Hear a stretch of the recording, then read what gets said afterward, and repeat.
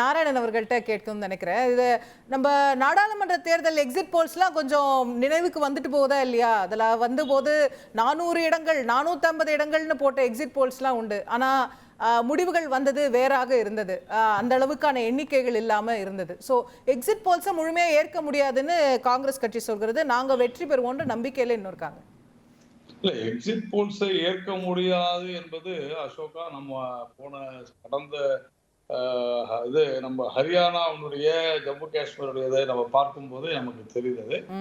அது ஒரு வகையில இருந்தாலும் கூட என்னை பொறுத்தவரையில எக்ஸிட் போல் அப்படின்னு இப்ப சொல்லக்கூடிய இந்த கருத்து கணிப்பு முடிவுகள், தேர்தலுக்கு பிந்தைய கருத்து கணிப்பு முடிவுகள் ஒரு ஒரு இயல்பான நிதர்சனமான நிலையை உணர்த்துகிறது என்றுதான் நான் நினைக்கிறேன்.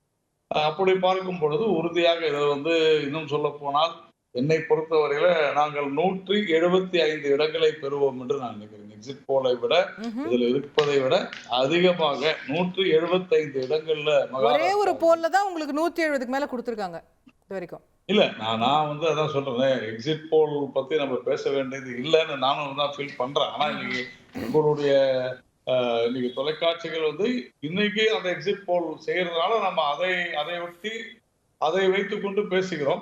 ஆனால் நான் அதை கடந்து சொல்கிறேன். என்னுடைய கருத்து கணிப்பின்படி 175 இடங்கள்ல மகாராஷ்டிராவிலும் அதே போல 50 இடங்கள்ல ஜார்க்கண்டிலும் நாங்கள் வெற்றி பெறுவோம் என்று நினைக்கிறேன். இதற்கு மிக முக்கிய காரணம், மகாராஷ்டிராவில இந்த கடந்த 5 வருடங்கள்ல ஒரு மிகப்பெரிய ஒரு வளர்ச்சியை நாம் கண்டிருக்கிறோம் நினைக்கிறேன். ஏனென்று சொன்னால் அங்கு பொருளாதார ரீதியா அதுவும் 6 மாசத்துக்கு முன்னாடி அந்த வளர்ச்சி இல்லையான்னு கேக்குறாரு திரு வேலுச்சாமி. ஏன் நாடாளுமன்ற தேர்தல்ல இல்லங்க கோட்டை விடணும், இப்ப எப்படி அந்த வளர்ச்சி திடீர்னு வந்துருச்சு?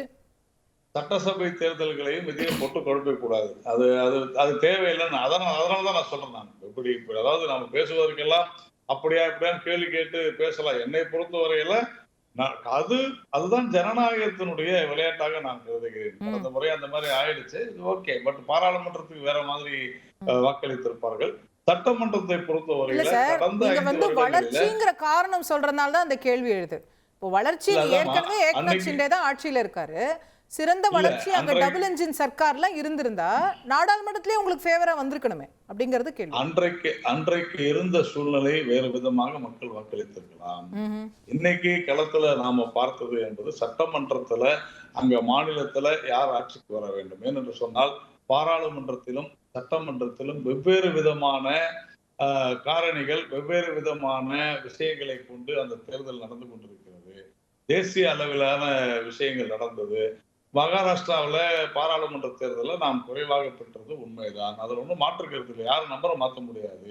ஆனால் இப்பொழுது நாம் சொல்வது என்பது நாம் எதை முன்வைத்து மக்களிடம் சென்றோம், மக்கள் எதற்காக நமக்கு வாக்களித்திருப்பார்கள் என்கிற அந்த ஒரு சிந்தனையோடு நான் சொல்வது, நான் பார்த்த வரையில தொழில்துறையில ஒரு மிக சிறந்த இடத்தை, தேசிய சராசரியை விட நாம் அதிகமாக அங்கே மகாராஷ்டிராவில் நாம் முன்னேறி இருக்கிறோம். இன்னும் குறிப்பாக சொல்ல வேண்டும் என்றால் புனே, அதே மாதிரி மும்பையில நவி மும்பையை தாண்டி இப்பொழுது 3வது மும்பை என்கிற ஒரு மிகப்பெரிய அற்புதமான திட்டத்தை அங்கே கொண்டு வந்திருக்கிறோம்.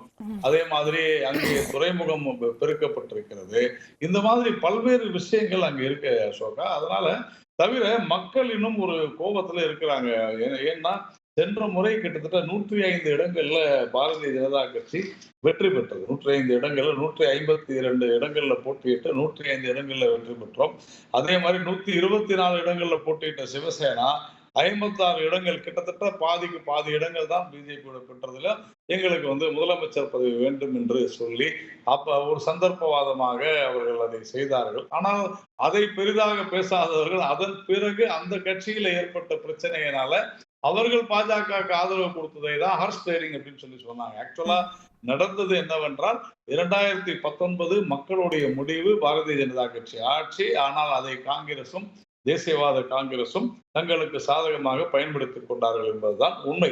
அதன் அடிப்படையில இந்த முறை அது விவசாயமாக இப்ப கூட திரு வேலுச்சாமி சொல்கிறார், தேர்தல் முடிவு வந்த பிறகு எது வேணாலும் மாறலாம். ஏக்நாத் ஷிண்டே நீங்க முதல்வர் ஆக்கலன்னா அவர் அங்கேயே இருப்பாருன்னு என்ன நிச்சயம்?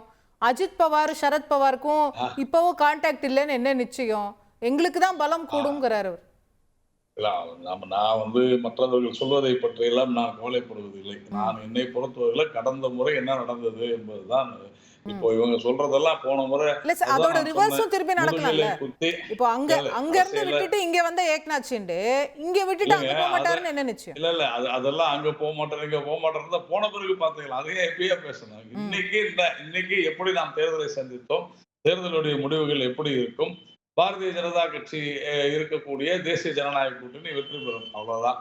இதுல இது தோல்வியுற்றால் அப்படி, ஜெயித்தால் இப்படி அப்படின்னு சொல்றது நான் அதற்கு உண்டான விவாதத்துக்கு நான் வர வேண்டிய அவசியம் இல்லை. ஏனென்றால் அப்படி நடக்காது என்பதுல நாம தெளிவா இருக்கிறோம். முதுகில் குத்தியவர்கள் அதனால அவங்க வெறுப்படைந்து இங்க வந்தார்கள் என்பதுதான் உண்மை.